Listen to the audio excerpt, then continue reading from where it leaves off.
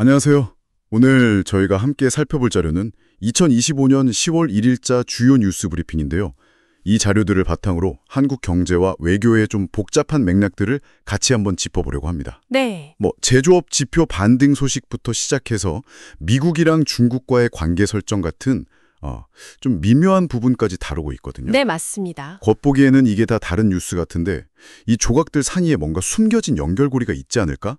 그래서 당신에게 진짜 중요한 의미가 뭘까? 이걸 명확히 짚어드리는 게 오늘 저의 목표입니다. 좋습니다. 자, 그럼 한번 시작해볼까요? 네, 오늘 가져오신 이 소식들이요. 지금 한국이 딱 마주하고 있는 경제적인 어떤 도전, 또 기회, 그리고 막 급변하는 국제정세 속에서 외교적으로 줄타기 하는 모습을 정말 생생하게 보여주는 것 같아요. 그렇죠. 그래서 단순히 그냥 정보만 쭉 나열하는 게 아니라 각 사안의 배경이라든지 그 안에 담긴 의미, 또 이게 서로 어떻게 얽혀 돌아가는지 이런 관계를 좀 입체적으로 분석해서요. 당신이 좀 더 깊은 통찰을 얻으실 수 있게 한번 이야기를 나눠보겠습니다. 좋습니다. 자, 첫 번째 소식은 일단은 좀 긍정적인 신호로 시작하는 것 같네요. 네. 9월 제조업 구매 관리자 지수, PMI라고 하죠. 이게 50.7로 발표됐다는 소식입니다. 이게 8개월 만에 그 기준선인 50을 넘어서 확장 국면으로 들어섰다는 건데 네, 그게 중요하죠. 특히 생산이나 신규 수주가 늘고 수출 수요가 회복됐다는 점이 좀 눈에 띄어요. 오랜만에 나온 소식이라 반갑긴 한데 근데 이게 정말 본격적인 회복의 시작이라고 봐도 될까요? 그 8개월 만이라는 게 오히려 그동안 얼마나 어려웠나 보여주는 것 같기도 하고요. 아, 정확하게 보셨습니다. PMI가 50 넘었다는 건 분명 긍정적인 신호는 맞아요. 제조업 경기가 이제 위축에서 확장으로 돌아섰다는 뜻이니까요. 네네. 근데 8개월 만이라는 점은 맞아요. 말씀하신 대로 그동안 제조업 분야가 상당히 어려웠다. 이걸 보여주는 거죠. 특히 주목할 부분은 이 회복세가 주로 수출 수요 회복 덕분이라는 거예요. 아, 수출이요? 네. 그러니까 반도체나 자동차 같은 그런 특정 주력 산업의 수출이 잘 돼서 지표를 좀 끌어올렸을 가능성이 높다는 거죠. 그렇다면 이게 흔히 말하는 수출 낙수 효과로 이어져서 내수 경기 전반으로 좀 온기가 퍼질 수 있을지 이게 관건이겠네요. 그렇죠.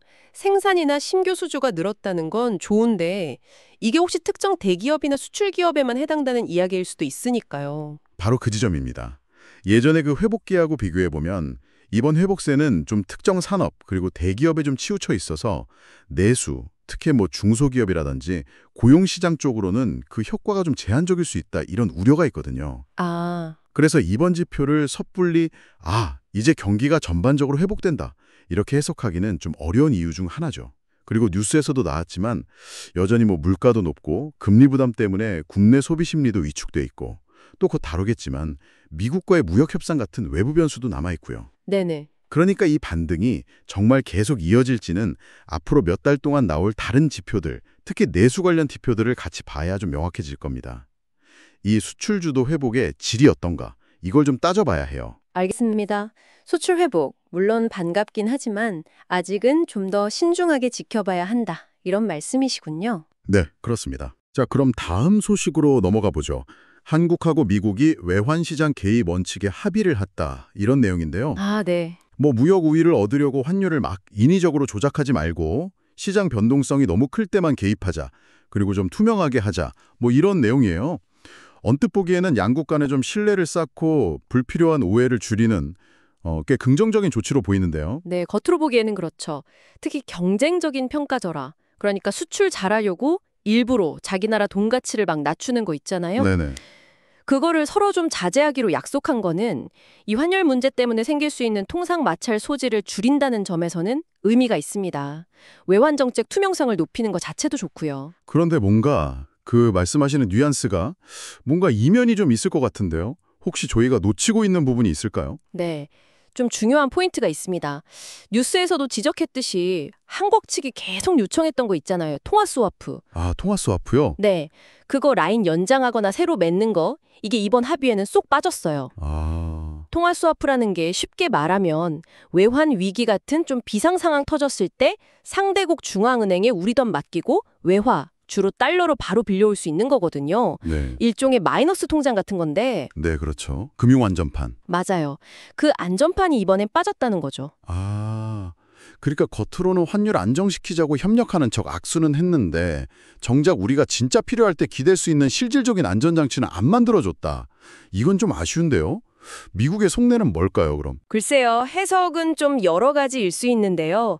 미국 입장에서는 한국 외환 보유고 수준이나 전반적인 경제 기초 체력을 봤을 때 통화 스와프가 그렇게 시급하지 않다. 이렇게 판단했을 수도 있고요. 아니면 혹은 이 문제를 나중에 다른 협상, 예를 들어 무역 문제라든지 아니면 방위비, 분담금 협상 같은 데서 좀 유리하게 쓰려고 카드로 남겨둔 걸 수도 있고요. 아, 지렛대로 쓰려고요? 그렇죠. 그러니까 이번 합의가 그냥 기술적인 원칙 합의다. 이건 넘어서 앞으로 한미 관계, 특히 경제나 통상 분야에서 이게 어떤 맥락에 놓이게 될지 좀 신중하게 지켜봐야 합니다. 이게 미국의 대한국 무역 압력이 좀 풀리는 신호탄인지 아니면 또 다른 요구를 하기 위한 밑밥 깔기인지 아직은 예단하기 좀 이르다는 거죠. 허허, 미국과의 관계 설정이 이렇게 복잡하게 돌아가는 와중에 또 다른 주요 플레이어, 중국과의 관계도 중요하지 않습니까? 물론이죠. 마침 북한 움직임이 좀 눈에 띄네요. 김정은 국무위원장이 시진핑 주석한테 국제 정세와 관계없이 중국과의 관계를 꾸준히 발전시키겠다 이런 메시지를 보냈다고 하는데요. 상당히 노골적으로 친한 척하는 걸로 보이는데요. 네, 아주 시의적절하면서도 전략적인 메시지다 이렇게 볼 수 있습니다. 특히 그 국제 정세와 관계없이라는 표현, 여기에 좀 주목할 필요가 있어요. 네, 지금 미중 갈등이 엄청 심하고 북한도 미국이랑 관계 개선 전망이 좀 불투명하잖아요.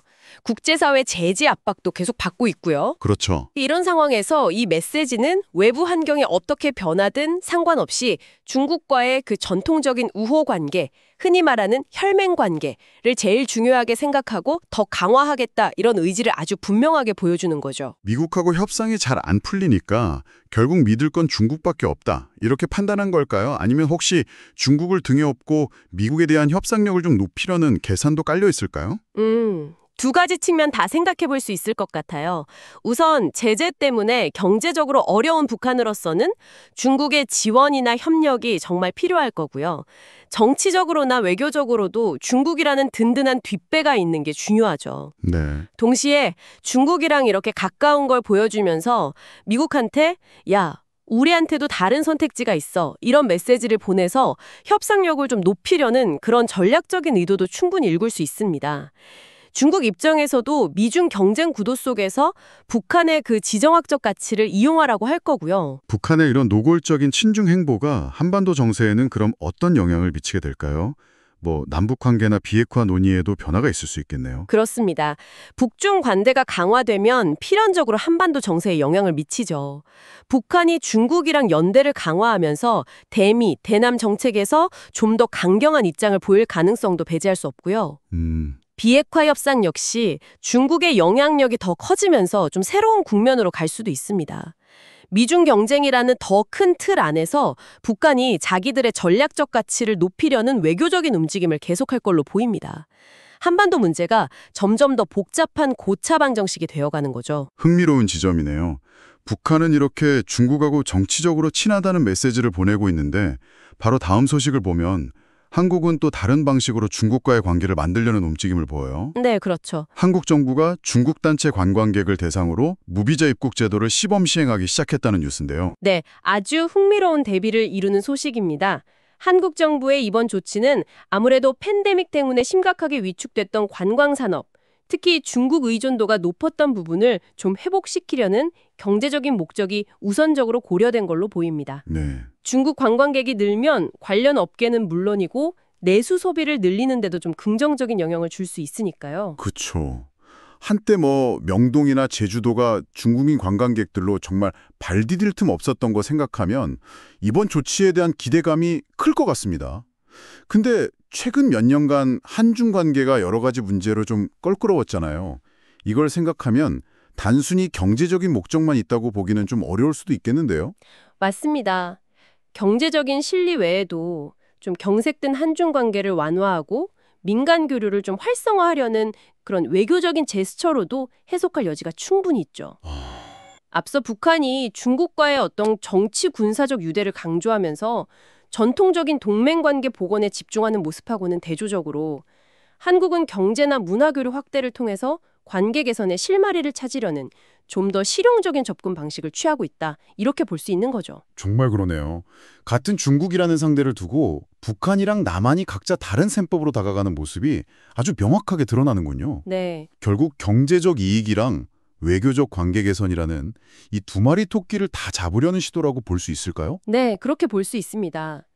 남북한이 처한 상황이나 우선순위가 다르니까 이게 대중국 접근법의 차이로 나타나는 거라고 할 수 있죠. 한국으로서는 미중 사이에서 균형을 잡아야 하는 외교적 부담 속에서 중국과의 관계를 좀 안정적으로 관리하고 경제적인 실리를 확보하는 게 중요한 과제거든요. 네.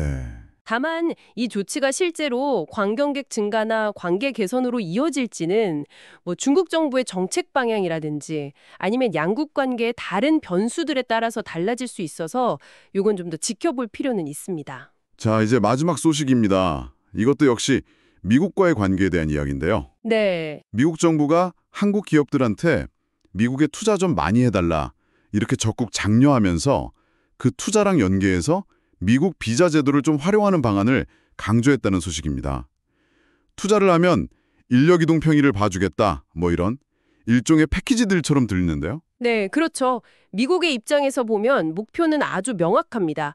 반도체, 전기차 배터리, 바이오 같은 첨단 기술 분야에서 자기 나라 생산 능력을 강화하고 좀 안정적인 공급망을 만들려는 거예요. 아, 자국 중심 공급망? 네, 이걸 위해서 기술력도 있고 자본도 있는 한국 기업들의 투자가 꼭 필요하죠. 그래서 투자를 끌어내기 위한 인센티브로 비자 문제를 꺼낸 거다. 이렇게 볼 수 있습니다. 우리 기업들 입장에서는 좀 솔깃한 제안일 수 있겠는데요. 미국에 뭐 대규모 공장을 짓거나 연구소를 세울 때 제일 골치 아픈 것 중에 하나가 핵심 인력 파견이나 현지 채용을 위한 비자 문제니까요. 맞아요. 이걸 해결해 준다면 투자 결정에 꽤 긍정적인 영향을 줄 수 있을 것 같은데요. 그렇습니다. 기업 입장에서는 투자 프로젝트에 꼭 필요한 뭐 기술자, 연구원, 관리자 같은 전문 인력을 좀 원활하게 미국으로 보내거나 현지에서 고용할 수 있게 되면 사업 운영의 불확실성이 확 줄어들고 경쟁력을 높이는데 당연히 도움이 되겠죠. 분명한 기회 요인입니다. 하지만 세상에 공짜 점심은 없지 않습니까? 허허, 그렇죠. 샤데 트리가로 비자 편의를 얻는다는 건 바꿔 말하면 우리 기업이랑 경제가 미국의 특정 산업 정책이나 공급망 재편 전략에 더 깊숙이 이렇게 편입된다는 의미도 될 텐데요. 이게 장기적으로 우리한테 어떤 영향을 미칠지 이건 좀 더 생각해 봐야 할 것 같습니다. 정확하게 보셨습니다. 기회임 동시에 도전 과제인 셈이죠.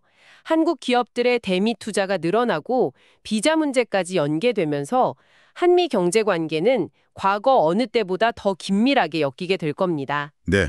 이건 미국의 경제 정책 변화에 우리 경제가 더 민감하게 반응하게 된다는 의미이기도 하고요. 또 미국이 이 투자, 비자 연계 카드를 다른 분야, 예를 들면 뭐 통상 압력이나 기술 협력 요구 같은 데서 협상력을 높이는 수단으로 활용할 가능성도 충분히 있습니다. 아, 당근처럼 보이지만 이게 채찍이 될 수도 있는 양면성을 가진 카드인 거죠. 자, 오늘 살펴본 뉴스들을 쭉 연결해 보니까 정말 흥미로운 그림이 그려지네요. 네. 한국 경제는 제조업 수출을 중심으로 회복 기미가 보이긴 하는데 내수와의 간급 문제, 그리고 미국과의 환율이나 통상 문제 같은 불확실성을 안고 있고요. 그렇죠. 외교적으로는 최대 동맹이 미국과의 관계를 전략적으로 잘 설정해야 하는 동시에 최대 교역 파트너인 중국과는 또 북한과는 다른 방식으로 관계 개선을 모색하고 있고요. 북한은 아주 노골적으로 중국이랑 가까워지려고 하고 있고요. 네, 맞습니다. 이 모든 조각들에 맞춰보면 지금 한국이 처한 상황을 어떻게 요약할 수 있을까요? 오늘 다룬 내용들이 한국의 현재 얼마나 복합적이고 다층적인 도전에 직면해 있는지를 아주 명확하게 보여주는 것 같습니다. 경제적으로는 수출과 내수 사이의 그 불균형을 해소하고 회복 동력을 계속 확보해야 하는 과제가 있고요. 네. 외교 안보적으로는 미중 경쟁이 심해지는 속에서 국익을 극대화하기 위한 아주 섬세한 줄타기가 요구되는 그런 상황입니다. 무엇보다 중요한 건요, 이 경제, 외교, 안보 문제가 각각 따로 노는 게 아니라 서로 아주 긴밀하게 얽혀서 영향을 주고받고 있다는 점이에요. 아, 그게 핵심이군요. 네. 예를 들면 미국의 투자 유치랑 비자 연계는 단순히 경제 협력, 이걸 넘어서 첨단 기술 동맹을 강화하고 중국을 견제하려는 안보적인 맥락과도 연결돼 있거든요. 그렇죠. 북한의 대중 메시지는 한반도 안보 지형 변화랑 바로 연결되고 중국 관광객 무비자 입국 시범 실시는 경제적인 실리와 함께 한중 관계 관리라는 외교적인 함의를 동시에 가지고 있는 거죠. 정말 그러네요. 어느 하나도 그냥 혼자 움직이는 게 아니라 마치 톱니바퀴처럼 딱 맞물려서 돌아가는 그런 형국입니다. 하나의 결정이 다른 영역에 전혀 예상치 못한 파장을 일으킬 수도 있겠고요. 맞습니다. 그렇기 때문에 오늘 살펴본 각각의 사안들이 앞으로 어떻게 전개되고 또 서로 어떤 연쇄 반응을 일으킬지 이걸 계속해서 면밀하게 관찰하고 분석하는 게 중요합니다. 네. 여기서 정말 흥미로운 질문은 이겁니다. 이렇게 다양한 방향에서 오는 압력과 또 동시에 주어지는 기회 속에서 한국은 과연 어떤 전략적인 선택들을 통해서 단기적인 위험은 관리하고 중장기적인 국가 이익은 극대화해 나갈 것인가? 매 순간 내려지는 그 판단과 결정들이 모여서 한국의 미래 경로를 만들어갈 것입니다. 네. 오늘 저희가 함께 살펴본 이 뉴스들의 깊은 맥락, 그리고 숨겨진 의미들이 당신에게 좀 유용한 통찰을 주었기를 바랍니다. 그냥 스쳐 지나가는 소식들 너머의 큰 흐름을 읽는데 조금이나마 도움이 되었으면 좋겠습니다. 네. 오늘 논의된 그 덩제 지표의 미묘한 변화들, 또 외교적 합의에 담긴 속내, 그리고 강대국 사이에서 벌어지는 이 복잡한 전략 게임들을 한번 돌아보시면서요. 당신의 관점에서 한번 질문을 던져보시는 건 어떨까요?